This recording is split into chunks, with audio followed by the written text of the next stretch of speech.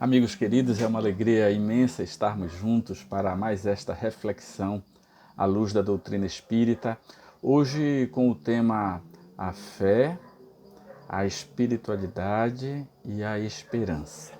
Então nós temos a ideia de que a fé é aquela crença em algo que se apresente sem indagações, sem raciocínio, algo muito parecido com o conceito de fé cega. Podemos dizer que a fé ela tem vários tipos. A mais conhecida, a mais apresentável para todos nós é a fé religiosa. É aquela fé nos dogmas, nas práticas, nos rituais das diversas religiões. São todas excelentes. Toda religião que conduz o homem a Deus em si mesma já cumpre com os seus desígnios. Mas conforme ela se apresente, se ela for imposta, ela pode levar a um estado que nós chamamos de fé cega. A fé cega é aquela que não indaga, que aceita tudo, às vezes o certo, às vezes o equivocado. Não importa, importa que é uma crença sem as bases da compreensão que a convicção pode nos apresentar. Então, quando ela é nessas bases, a fé cega, ela pode levar a um estado de exaltação, de proselitismo, de fanatismo, como nós vemos todos os dias. Porém, o que nós queremos nos deter é na fé proposta na compreensão espírita, que nós chamamos fé raciocinada.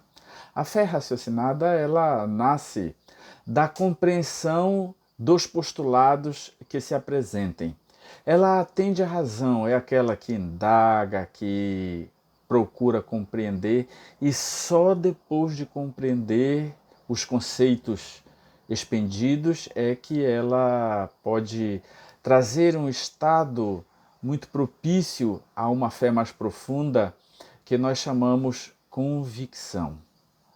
Depois de compreendermos os postulados desta ou daquela religião, desta ou daquela doutrina, surge em nós um estado de fé raciocinada, a fé não imposta, a fé não prosélita, a fé não fanática, mas a fé serena, tranquila, que atende à razão, atende ao bom senso, atende às necessidades primeiras do homem, à liberdade de consciência. O efeito desta fé raciocinada nos leva a um estado de maior serenidade, de maior completude, porque depois de feita a convicção, a fé atende à razão e aí ela causa o seu principal efeito, que é a confiança, que é a entrega em um Pai Celestial que, sendo justo e bom, sendo imaterial, sendo todo-poderoso, sendo onisciente e onipresente, estando no universo, permeando o universo, mas estando além dele, preenche todo este universo com aquilo que André Luiz chama do hálito divino, que Allan Kardec trouxe para nós, o fluido cósmico universal. O fluido cósmico universal, ele permeia todo o universo e quando ele se condensa, forma os mundos materiais. No entanto, essas compreensões sobre um Deus todo amoroso, eterno, imutável, imaterial, soberanamente justo e bom, nos trazem a base de compreendermos a sua criação divina e o propósito maior do viver.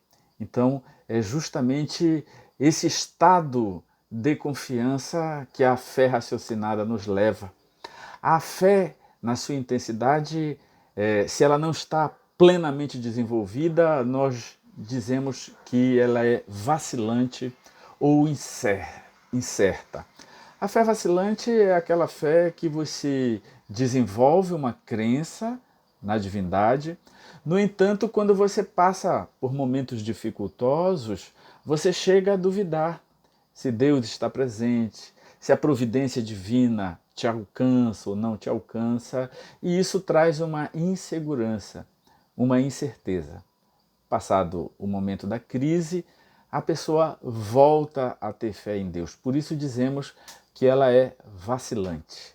Entretanto, a fé, quando aurida na compreensão da divindade, dos seus atributos, das suas leis, ela estabelece uma intensidade mais aprofundada, que nós chamaríamos de fé fervorosa ou inabalável. Kardec já nos ensinava que a fé verdadeira, a fé inabalável, é aquela que enfrenta a razão face a face em todas as épocas da humanidade.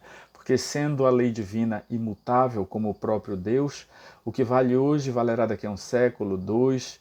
E estando eu no momento de serenidade, de tranquilidade, ou estando eu no momento de aflição ou de desespero, eu posso até sofrer, mas eu não entro num estado que nós conhecemos como rebeldia, inconformação e até rebeldia. É aquele momento quando nós cobramos, como crianças espirituais que ainda somos, uma fé e uma intervenção divina mágica, miraculosa. E quando nós temos a fé fervorosa, inabalável, nascida do raciocínio, da razão, da compreensão, essa fé então se torna intensa, se torna inabalável, inquestionável e dá a confiança, a serenidade de saber que estamos incertos na providência divina, participamos do universo. Deus, sendo onisciente, onipresente, sabe tudo, está em todo lugar, está fora de mim, está dentro de mim, sabe que passo, enfim. Isso nos leva a uma serenidade e uma tranquilidade diante dos desafios da vida. Então, nós vamos encontrar no Evangelho segundo o Espiritismo um capítulo muito interessante sobre a fé, em que Kardec, pedagogicamente, orientado pelas mensagens dos espíritos superiores, ele estabelece didaticamente dois tipos de fé: a fé humana e a fé divina. Dizem os bons espíritos, e sintetizando, Kardec ensina que a fé humana é uma espécie de alavanca para as nossas necessidades e a busca da solução para os nossos desafios terrenos. Então a fé humana, ela poderia ser dita hoje como a autoconfiança, a certeza de que nós temos capacidade de encontrar em nós uma autoconfiança, uma alavanca para solucionar os nossos desafios na Terra. Essa fé humana, essa fé em nós mesmos, ela dando-nos a confiança de que nós podemos vencer as dificuldades, nós fortalecemos não só esta autoconfiança, mas a confiança em Deus, e aí desenvolvemos uma ação magnética do pensamento interferindo no fluido cósmico, nos conectando com Deus, nos abastecendo de energias superiores, nos fortalecendo a alma e nos fortalecendo um dos atributos mais importantes para a solução dos nossos desafios, que nós dizemos ser a vontade. Então, a vontade, ela é a alavanca que nos move para as ações que se tornam as soluções para os nossos desafios. E dessa autoconfiança, dessa fé humana, nascem as possibilidades até da autocura ou da cura de terceiros, justamente pela possibilidade de nós, como co-criadores com a divindade. Deus é o grande criador, mas quando nos criou, legou em nós uma capacidade de sermos co-criadores. Deus é o criador e nós somos co-criadores em plano menor. Porém, com o nosso pensamento vigoroso, disciplinado, lúcido, nós podemos interferir no fluido cósmico universal, modificando as propriedades da matéria, modificando até mesmo as nossas disposições celulares para obtermos a autocura. Então, muitas das vezes, nós conseguimos a autocura com auxílio divino, mas também com esta fé humana, esta capacidade de transcender, de confiar e de buscar as soluções para os nossos desafios. E prosseguindo, Kardec também nos leciona sobre a fé divina. A fé divina, diz ele, que é aquela que desperta as nossas aspirações celestes. Aí já é diferente. É aquela fé imensa que nós temos no ser superior, no ser sublime, no Criador, na causa primária de tudo que é a inteligência suprema do universo. Então, essa certeza inabalável na existência de Deus, ela nasce dos atributos da fé divina, que é inata nos seres, porém é desenvolvida pela inteligência e pela razão.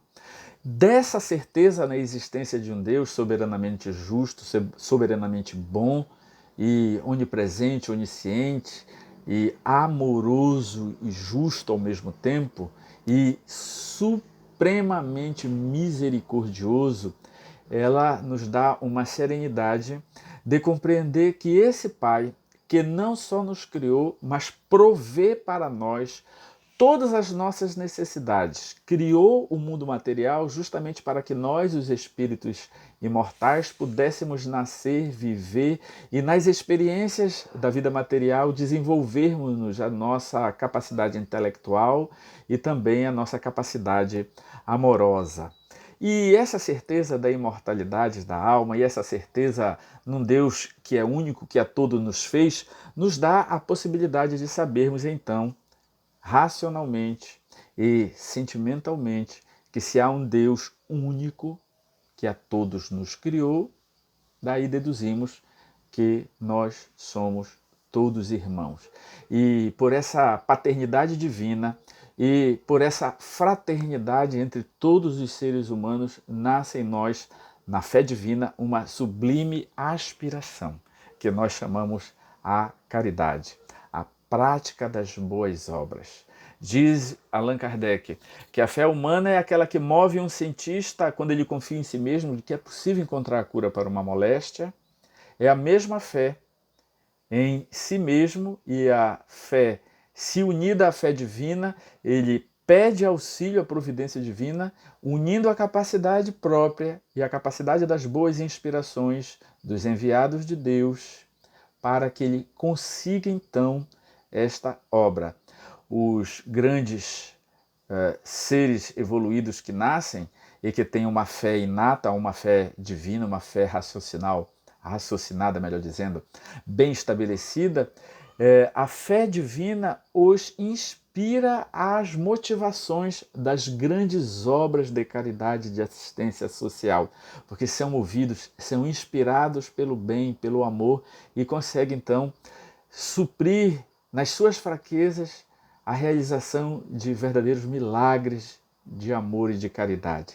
Nós temos o exemplo da irmã Dulce, que era franzina, magrinha, dos 2 pulmões só um funcionava e ainda assim funcionava com 1/3 da capacidade.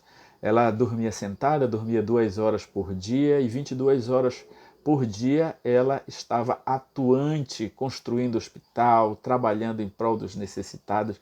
A vida dela foi um hino de amor e ela sempre dizia que a sua inspiração, ela nada fazia, mas a sua inspiração era divina. Então, esse amor a Deus, esse amor ao próximo, gera as grandes obras de amorosidade que nós podemos ver. E essa prática do bem, esta vivência do amor, esta fé desenvolvida, a partir da fé inata e depois da fé raciocinada, que é a grande conclusão da evolução do ser espiritual, desenvolve também, além destas belas obras, além da autoconfiança da solução dos seus problemas humanos, o que nós dizemos do desenvolvimento da espiritualidade. Agora nós estamos falando de capacidade espiritual.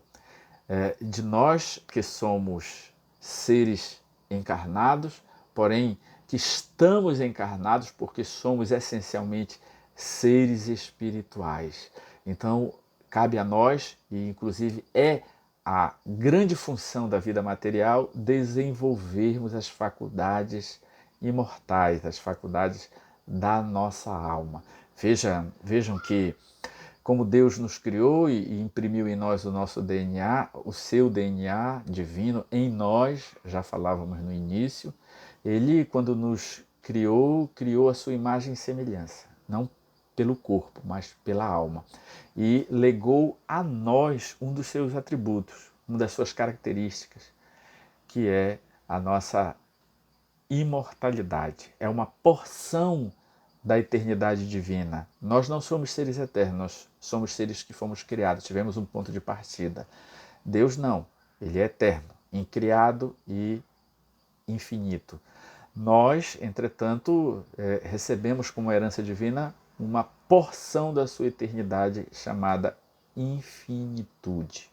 E nós somos infinitos pelos nossos espíritos, não pelo nosso corpo. Daí nasce em nós essa busca do desenvolvimento espiritual. Então, se nós olharmos no dicionário, nós vamos encontrar um conceito muito simples, que espiritualidade é a qualidade ou o caráter de espiritual, ou seja, pertencente ou relativo ao espírito. E uma definição que nós achamos muito direta e muito abrangente de William James, quando diz que espiritualidade é o elevado sentimento que une a criatura ao Criador. Olha que beleza desse grande cientista, filósofo William James, nos dizendo que esse elo que nos une a Deus chama-se espiritualidade. E mais, a doutora Puchart-Ferrell, no ano de 2010, também trouxe um conceito que nós dizemos que é mais abrangente. Ela diz que espiritualidade é o aspecto da humanidade que remete à forma como os indivíduos procuram e expressam significado e propósito. Continuando, ela diz, é a maneira como vivenciam a sua conexão ao momento, aos outros, à natureza e ao significante ou sagrado. Olha que profundidade. Ela diz que a espiritualidade, ela nos dá um propósito. É verdade. Se nós apostarmos apenas que somos um turbilhão eletrônico de células, nós vamos apostar na vida material. E a vida material, ela consegue nos preencher, portanto, porém, parcialmente. E quando nós temos um sentido de crença no ser supremo e crença que somos imortais, que o nosso corpo pode morrer, mas nós continuamos a viver, isso dá outro sentido à vida, dá outro significado às experiências do viver. E desse significado surge um novo propósito de vida, de vivermos pelas necessidades materiais, naturalmente, que são importantes, porém cultuar valores transcendentais, valores do bom, do belo, do fraternal, que são as práticas espirituais por excelência. Por isso que ela diz que espiritualidade também é conexão ao momento, às experiências enriquecedoras, conexão aos outros. Olha que beleza! Uma cientista falando que espiritualidade é conexão com Deus, conexão com o momento, conexão com os outros.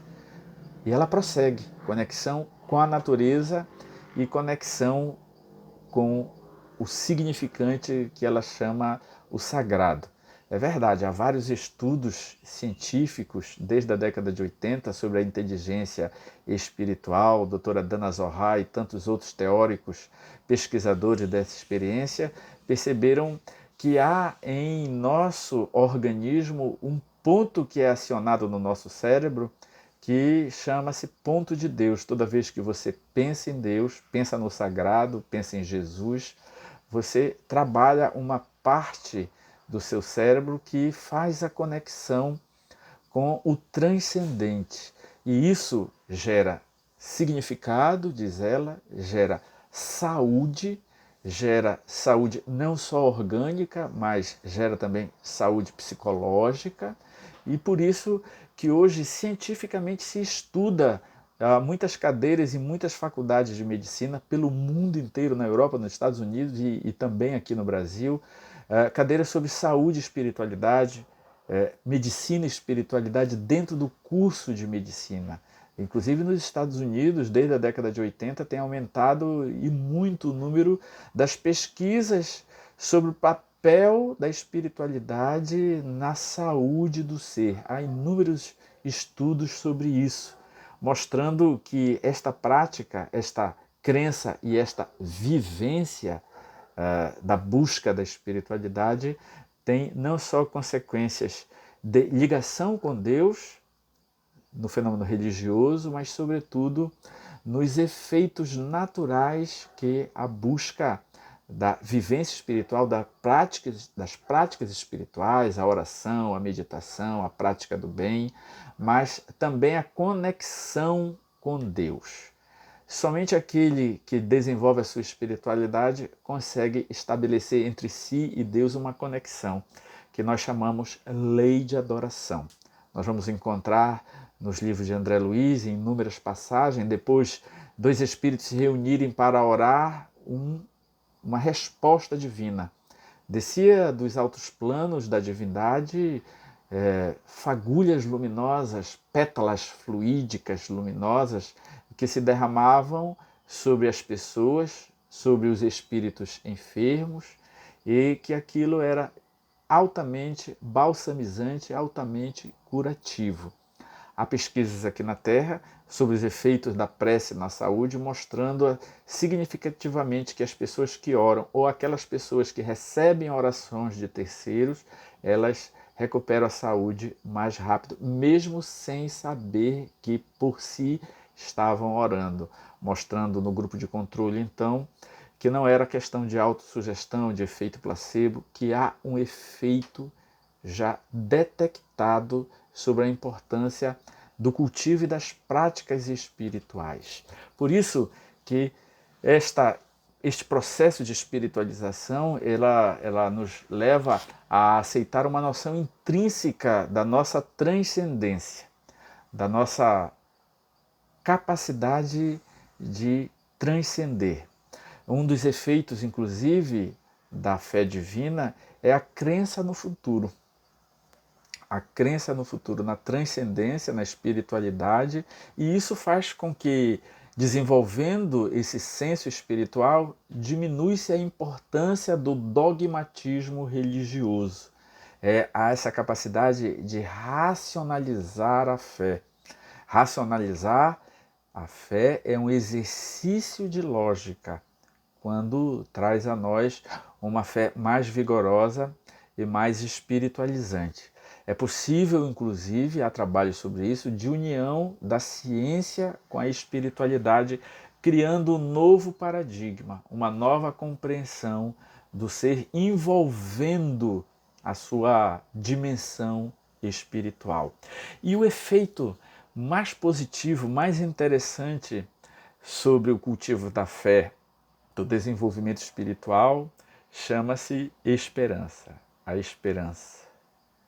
A fé, ela é a mãe da esperança e da caridade. É verdade, quando nós desenvolvemos a nossa espiritualidade, as nossas capacidades espirituais, a nossa fé, surge em nós um estado de confiança, de serenidade, de plenitude, que nós chamamos de esperança.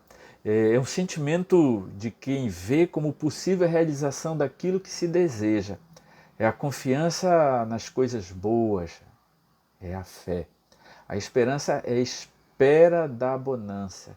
Não é a espera apenas passiva de esperar, é a espera da esperançar, de algo fazer, de se movimentar para se lograr o objetivo lá à frente. Aquele que tem fé que vai conseguir os seus objetivos, as soluções para as suas dificuldades, ele, quando confia em si e consegue transcender o momento atual de desespero, pensando no futuro e se movimentando para a solução desse futuro, ele acaba estabelecendo em si uma serenidade e um sentimento propício de esperança. Nós vamos encontrar no Evangelho segundo o Espiritismo que quando Jesus pronunciou a divina palavra amor, os povos sobressaltaram-se e os mártires, ébrios de esperança, desceram ao circo. Os primeiros cristãos, eles, na Casa do Caminho, eles tinham uma conexão com a divindade muito profunda. Dentro da Casa do Caminho, haviam fenômenos mediúnicos de voz direta, os espíritos se comunicavam diretamente, se materializavam. Então, a vida após a morte, ela deixou de ser um conceito. Quando uma pessoa, lá na Casa do Caminho, depois da partida de Jesus, viu os seus entes queridos, era tocadas pelos espíritos do Senhor que vinham e curavam e profetizavam, elas naturalmente desenvolviam uma fé, uma certeza, uma convicção. E quando elas eram aprisionadas e levadas aos círculos dos horrores, se tornando tochas humanas ou alimento de grandes feras, elas entonavam hinos, cantavam e iam ao holocausto ébrios de esperança. Eles desciam o circo com serenidade, os romanos ficavam atônitos com esta fé, com este vigor das pessoas que morriam sorrindo. E os espíritos nos contam, em várias obras mediúnicas, que naquele momento, na hora do martírio, eles abriam os olhos da alma e conseguiam ver o mundo espiritual, ver a presença de Jesus, ver a presença dos espíritos superiores que as vinham receber. E elas, então, abriam sorrisos. Esse sorriso fazia com que elas desencarnavam de maneira serena, tranquila, porque tinham esta convicção, tinham esta certeza de que a vida continuava. Essa esperança, ela traz a serenidade na luta. Ela é uma espécie de senhora do tempo. É verdade. Quem tem esperança sabe equacionar a sua compreensão do tempo. Dominar o tempo é não deixar ele passar, ele vir a nossa direção. É nós irmos em direção do infinito, trabalharmos, vivermos, produzirmos o bem. E essa esperança, ela dá então essa lucidez no cumprimento da lei divina, das promessas do Cristo Consolador. Então, é um sentimento de que o amanhã vai ser melhor que o hoje, que seremos melhores hoje do que amanhã se tivermos resignação. A resignação, ela é a autorização do coração.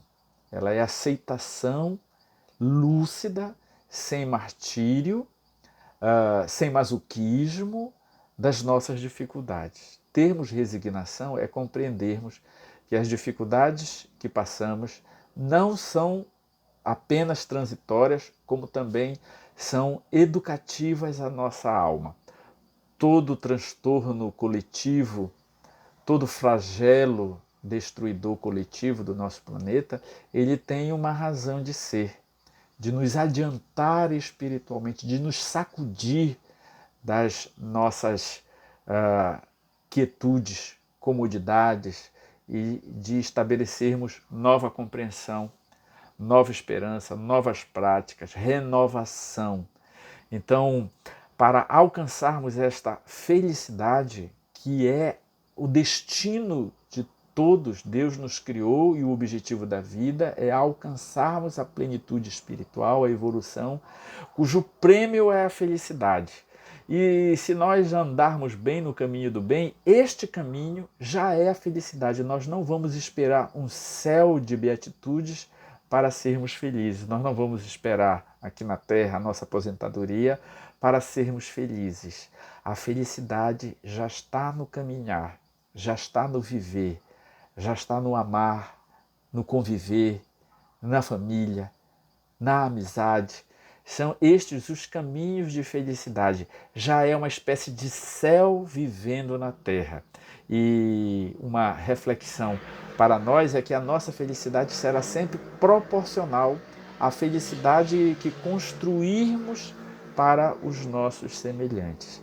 Então, nestes dias desafiadores, nós queremos deixar esta mensagem de que a nossa fé deve ser inabalável, deve ser suficiente para nos colocarmos nas mãos de Deus, por assim dizer, na confiança de termos esta fé que nos move para a solução dos nossos desafios.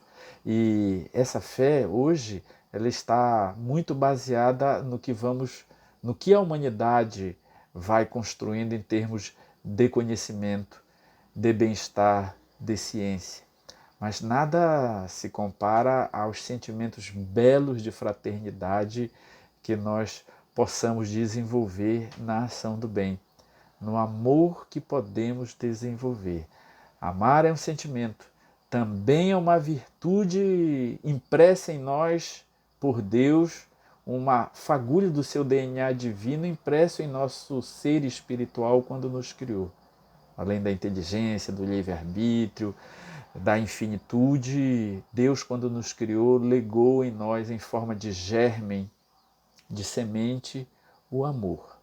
E o amor deve ser desenvolvido. E o amor se aprende na sua prática. Amar se aprende amando. Amigos, que possamos juntos desenvolver este amor por Deus, como nos ensinou Jesus. Esse amor por nós mesmos, tendo fé e autoconfiança, tendo serenidade, tendo caridade, tendo esperança.